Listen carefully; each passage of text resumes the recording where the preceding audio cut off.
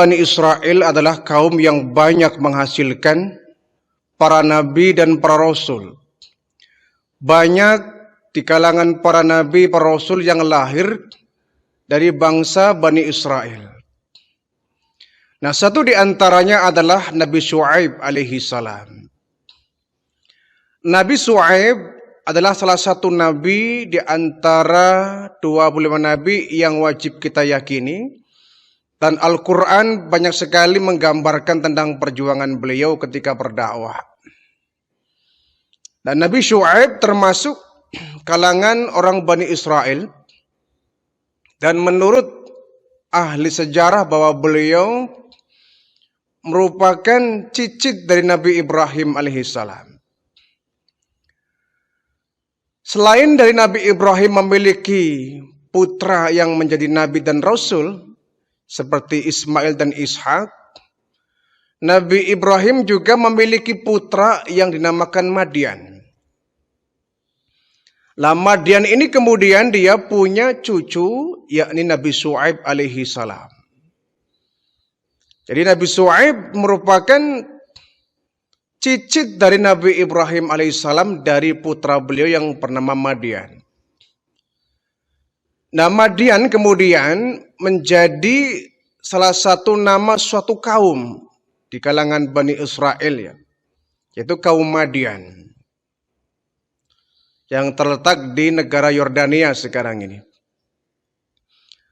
Madian adalah satu kaum di mana Nabi Syuaib berdakwah di dalamnya. Dalam Al-Quran diceritakan bahwa Madian termasuk kaum yang ingkar kepada Allah dan ingkar kepada kenabian Nabi Syuaib alaihi salam. Padahal Madian termasuk satu daerah di mana komunitas orang di dalamnya orang-orang kaya. Rata-rata mereka para pedagang, para niaga yang sudah berhasil di dalam usaha perniagaannya. Akan tetapi mereka sangat ingkar kepada kenabian Nabi Syuaib dan tidak beriman kepada Allah. Selain itu mereka juga memiliki kebiasaan buruk ketika berniaga, yakni suka mengurangi timbangan dan takaran. Jadi mereka suka curang terhadap para pembeli mereka. Ketika ada orang membeli sebuah bahan makanan, itu pasti dicurangi, ya. Timbangannya dikurangi.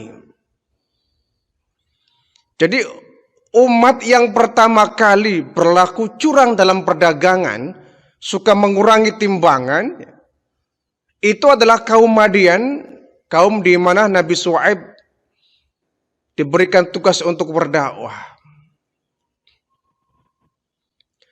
Mereka di samping tidak beriman kepada Allah, mengingkari kenabian dari Nabi Syuaib alaihi salam, mereka juga suka berlaku curang ketika berdagang. Padahal jarak antara zaman kaum Madian dengan kaum Nabi Lut itu tidak terlampau jauh, ya. Mungkin orang-orang Madian juga mereka sudah ada yang mendengar kisah bagaimana Allah menghancurkan kaum Nabi Lut karena mereka ingkar kepada nabi-nabi mereka. Tapi kaum Madian tidak mengambil pelajaran dari yang sudah pernah terjadi. Kaum yang sudah Allah hancurkan karena mereka sudah ingkar kepada nabi-nabi mereka. Nah, Allah Subhanahu wa taala kemudian menugaskan Nabi Syuaib untuk berdakwah di tengah-tengah kaum Madian yang mereka musyrikin, tidak menyembah kepada Allah, mereka menyembah kepada berhala-berhala warisan dari kaum Nabi Lut alaihi salam. Mereka juga berlaku curang ketika menjalani aktivitas perdagangan. Bahkan di antara mereka juga banyak yang suka menghadang para musafir yang lewat untuk dirampas barang dan harta bendanya. Melihat fenomena ini, Nabi Syuaib terketuk untuk mengingat mereka.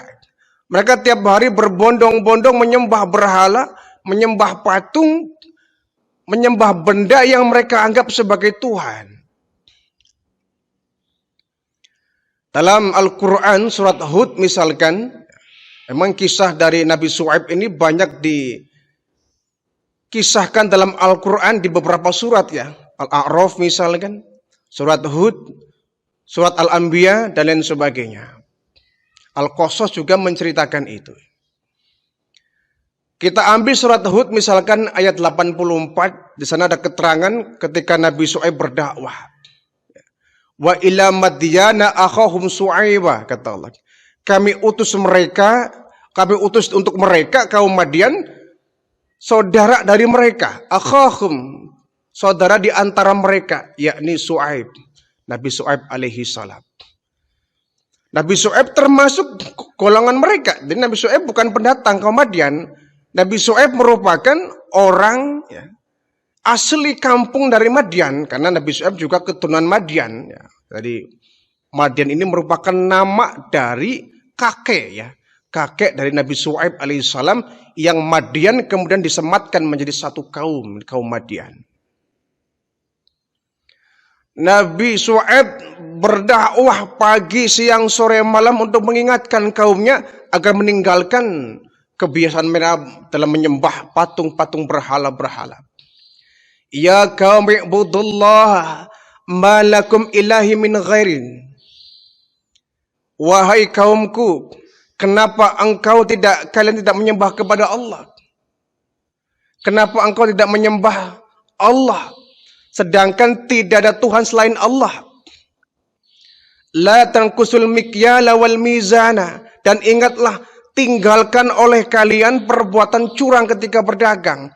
Jangan kurangi timbangan, jangan kurangi takaran. Inni araka bi khair. Aku melihat semua kalian itu orang-orang yang baik. Kalian itu semua orang-orang kaya, orang-orang yang berada, orang yang baik. Maka tidak pantas kalau kemudian kita berjualan, berdagang, berniaga dengan menipu pembeli. Tinggalkan perbuatan curang itu. Penuhilah takarannya, penuhilah timbangannya. Ini ahafu alaikum adaya bimuhit. Aku khawatir kalian akan kena azab. Dari sebab kalian berbuat seperti ini. Tinggalkan perdagangan yang curang. Berlakulah adil, penuhi timbangan, penuhi takaran. Inni akhafu alaikum adzaba yaumin muhit. Aku khawatir kalau kalian semua enggak meninggalkan tindakan curang ini, azab Allah akan datang. Sembahlah Allah min ilahin ghairi, yang tidak ada Tuhan melainkan Allah. Jangan pernah kalian menyembah selain daripada Allah. Tinggalkan berhala-berhala, patung-patung, benda mati yang gak berdaya ini. Percuma, mereka gak akan bisa memberikan apa yang kalian minta. Sembahlah Allah, Tuhan kalian. Ini dakwah yang umumnya disampaikan para nabi, para rasul dengan bahasa yang sama ya. Tetapi kaum Madian tidak kemudian taat akan dakwah Nabi Syuaib. Mereka membangkang ya, yang beriman ya beriman, yang kafir ya kafir. Tapi kebanyakan mereka ingkar. Hanya sedikit saja mereka yang beriman kepada dakwah Nabi Syuaib. Ketika mereka menjawab, ya Syuaib, as-salatuka ta'muruka anatruka ma ya'budu abauna. Wahai Syuaib, apakah agamamu yang memerintahkan kamu seperti itu? Yang menyembah kepada patung yang engkau larang ini. Apakah agamamu yang menyuruh kau agar kami meninggalkan Tuhan-Tuhan kami? Sementara Tuhan ini yang kami sembah adalah Tuhan mereka, nenek moyang kita. Ma ya'budu abauna, mereka bilang ya. Ini benda patung-patung ini yang dulu disembah oleh bapak-bapak kita.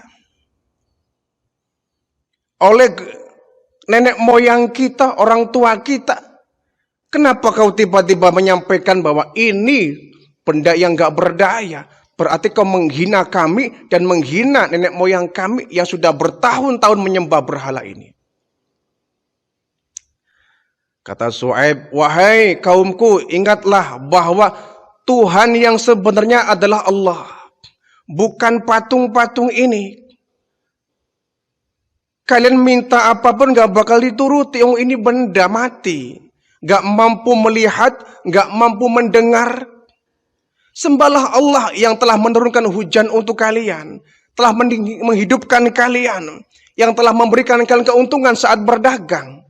Yang memberikan kesehatan dan memberikan segalanya untuk kalian. Allah, bukan patung berhala ini. Ini dakwah. Jadi baginda Rasulullah itu sampai menyampaikan bahwa Shu'aib ini termasuk seorang orator, nabi yang memiliki kecakapan berbicara tuh. Nabi mengatakan begitu. Shu'aib adalah seorang rasul, nabi, oratornya para nabi. Karena ketika menyampaikan menggunakan narasi yang sangat cantik tuh. Nabi Shu'aib ya. Sampai dipuji oleh baginda Rasulullah sallallahu alaihi wasallam. Kemudian dijawab oleh kaumnya, "Ya Shu'aib, mana faqatun kasrum mimma taqul." Aku enggak paham dengan ucapanmu. Aku enggak ngerti Shu'aib. Kau bilang apa aku enggak ngerti. Kau memperkenalkan Tuhan yang enggak kelihatan bagaimana? Bagaimana mungkin kami menyembah benda kosong yang gak ada apa-apanya? Mana Tuhanmu? Mana Tuhan yang mesti harus kami imani? Jadi mereka malah mengatakan, aku gak paham. Nafakahu kasir mimatakul. Aku gak paham apa yang kau sampaikan. Kita menyembah Tuhan yang gak kelihatan, lalu bagaimana nyembahnya? Ini ucapan mereka ya. Menggunakannya logika bahwa Tuhan yang disampaikan oleh Nabi Shu'aib ini Tuhan yang gak kelihatan, bagaimana kemudian kita akan beriman. Wa inna lanaraka fina dha'ifa. Dan engkau sungguhnya orang-orang lemah kok. Kau orang miskin Shu'aib. Kau orang yang lemah. Bagaimana mungkin kami akan mengikuti seruanmu sementara kau tuh orang lemah. Ini kebiadaban orang-orang Madian. Sampai kemudian orang Madian ini mengancam ya. Walau la roh tuka la rojamnaka. Kalau bukan karena keluargamu Shu'aib, kami ini la rojamnaka akan merajam kamu. Ini sudah bentuknya adalah ancaman ya. Itu merupakan tantangan dakwah. Kalau bukan karena keluargamu Shu'aib, walau la roh tuka, kalau bukan karena memandang keluargamu, silsilahmu, anak istrimu, arojam naga, niscaya kami akan merajam kamu. Tapi Nabi Shu'aib ya tidak takut ya, tidak gentar. Nabi itu pemberani ya. Semua Rasul, Nabi itu pemberani. Kenapa? Mendapatkan backingan, dukungan dari Allah Subhanahu wa Ta'ala. Wahai kaumku, kalau kalian tetap membangkang akan peringatanku, tidak mau menyembah kepada Allah, tidak mau meninggalkan berhala-berhala ini, satu saat nanti kalian pasti akan dimurkai oleh Allah, akan turun azab. Segeralah kalian taubat kepada Allah, jangan nantang Allah. Jangan menantang azab. Ya, ditantang begini, kaumnya nantang lagi. Silakan wahai Shu'aib, buktikan ucapanmu, buktikan peringatanmu, buktikan ancamanmu kalau kau benar-benar orang yang benar. Buktikan ancamanmu. Kami nggak takut kok. Kalau memang Tuhanmu hebat, tunjukkan di mana. Wahai kaumku, kau jangan berkata begitu. Sesungguhnya Allah Maha Pengampun. Seandainya engkau bertobat hari ini, Allah akan mengampuni taubat kalian. Tapi seandainya justru kalian membangkang akan dakwahku, tidak beriman kepada Allah, tidak meninggalkan berhala-berhala ini, pasti kalian akan mendapatkan azab yang pedih. Kata kami, iya mana Shu'aib, buktikan kepada kami. Buktikan kepada kami bahwa ucapanmu adalah benar. Buktikan kepada kami bahwa kau adalah seorang nabi dan seorang rasul. Itu merupakan dinamika berdakwah ya. Kadang ada orang yang langsung menerima dakwah kita, kadang ada yang berdebat dulu baru percaya ya. Ya mesti mending kalau dia berdebat kemudian ada harapan percaya ya, beriman. Kalau berdebat ujung-ujungnya mereka nggak beriman, ini yang kadang-kadang ya membuat kita ini enggan untuk kembali berdakwah kepada mereka. Sudah berdebat lama, ujungnya mereka adalah mengelabui kita, ngeledek kita. Ini yang kadang-kadang menjadi tantangan yang berat ketika berdakwah. Nah, kemudian ketika kaum Madian dengan tetap bertahan, tidak mau beriman kepada Allah, kemudian Allah pun murka. Ya Allah, timpakan kepada mereka hukuman-Mu ya Allah, kata Shu'aib. Nah, kemudian Allah mengambil angin dari neraka jahanam. Ketika angin diambil oleh Allah, dihempaskan kepada mereka. Sehingga kota Madian ketika itu menjadi kota yang sangat panas luar biasa. Tiap hari, tiap detik ada tiupan angin yang panas. Yang mereka tidak tahu dari mana asalnya. Kalau erupsi gunung sudah ketahuan dari gunung datangnya ya. Awan putih yang panas itu. Ini angin yang nggak kelihatan, dihembuskan oleh Allah, didatangkan dari neraka jahanam, yang angin itu terasa panas sekali. Sehingga hari-hari mereka, entah siang, entah malam, mereka kelabakan panas luar biasa. Tidak ada angin segar sedikit pun. Serasa angin itu diam. Tidak ada angin yang berhembus sedikit pun. Panas ke udara ya, engap, gerah. Sementara matahari begitu terik memancarkan sinarnya kepada mereka. Nah, akibat dari hembusan angin panas ini, semua mata air yang mereka miliki, entah itu sumur, telaga, sungai, semuanya airnya mendidih. La haula wala quwwata illa billah. Di semua mata air yang mereka miliki, telaga, entah itu sumur, entah itu sungai, semuanya airnya mendidih. Lah bagaimana mereka bisa meminumnya? Panas luar biasa. Sungai tidak kering, ya. Sumur tidak kering, telaga tidak kering, semua mata air nggak kering, cuma airnya panas.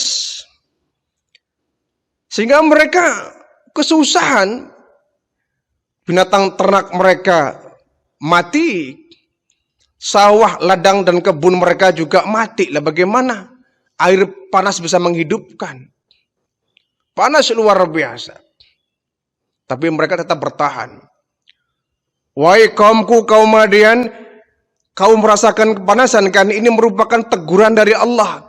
Kalau kalian tidak mau beriman kepada Allah, maka sampai kapanpun tidak akan merasakan hawa yang sejuk. Ya mereka tetap membangkang. Wah tidak Shu'aib, ini merupakan fenomena alam yang biasa kok. Pasti besok, lusa, minggu depan akan segera berakhir kok fenomena ini. Ya Nabi Shu'aib tetap berharap mereka beriman kepada Allah. Sampai hampir 7 hari ya. 7 hari lamanya itu angin berhembus panas. Mereka tidak menemukan kesejukan. Mereka berkeringat pagi, siang, malam, panas luar biasa. Nah sampai kepada hari yang ke-8, ketika mereka sudah merasakan kepayahan dalam kondisi udara yang panas ya. Air pun menjadi panas. Tiba-tiba kemudian Allah mendatangkan awan putih, yang kemudian awan putih itu berubah menjadi awan hitam yang menggumpal di angkasa. Melihat ada awan yang bergumpal di langit, mereka gembira. Mereka segera yang sedang kepanasan berbondong-bondong berada di bawah awan itu dengan harapan bisa mendapatkan kesejukan.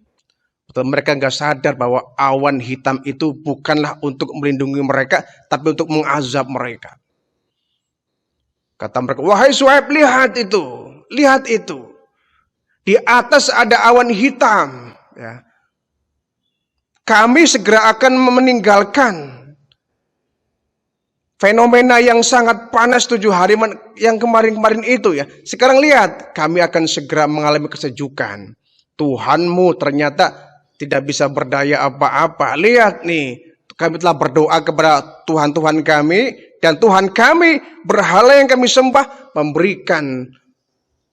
memenuhi apa yang kami minta. Oleh mereka diberikan awan yang hitam. Persilakan kata Nabi Shu'aib ya.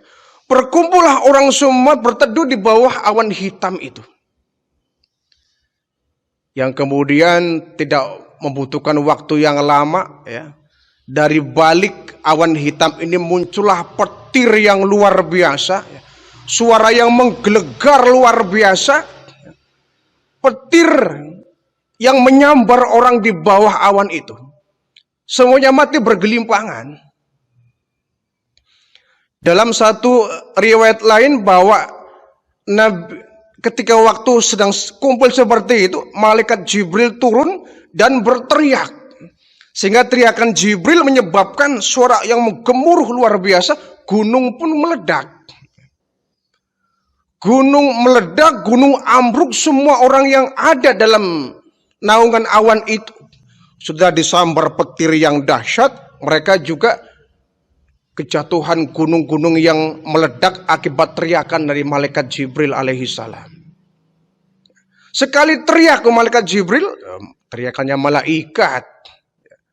Teriakannya malaikat lebih dahsyat daripada suara geledek.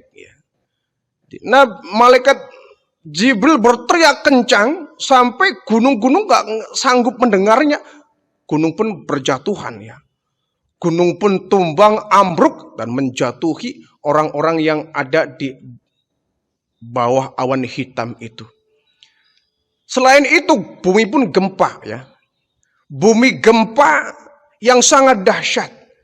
Sehingga oleh Al-Quran, mereka kaum Madian itu di bumi hanguskan seolah-olah mereka tidak pernah ada di tempat itu. Seolah-olah mereka nggak pernah ada di tempat itu. Artinya nggak berbekas. Kalau mereka mati, jasadnya ada, mayatnya ada, berarti ada bekasnya. Ini kata Allah, kami hantam mereka dengan azab yang pedih, kami berikan gempa yang luar biasa, dan mereka semua bergelimpangan seolah-olah mereka nggak pernah ada. Artinya bumi itu kosong. Ya.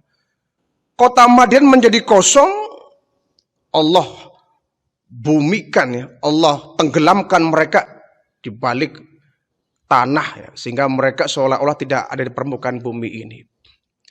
Ini merupakan azab yang diberikan oleh Allah kepada kaum Madian karena mereka sudah mendustakan Rasulnya. Yang tentu ini menjadi peringatan bagi kita, ya. Jangan sampai kita durhaka kepada Allah, ya, tidak mau menyembah kepada Allah, malah kita menyembah kepada yang lain, dan kita tetaplah menjadi hamba-hamba Allah yang senantiasa melaksanakan apa yang disampaikan oleh baginda Rasulullah. Ya. Jangan sampai baginda Rasulullah kita tinggalkan, karena nanti beliau yang akan memberikan syafaat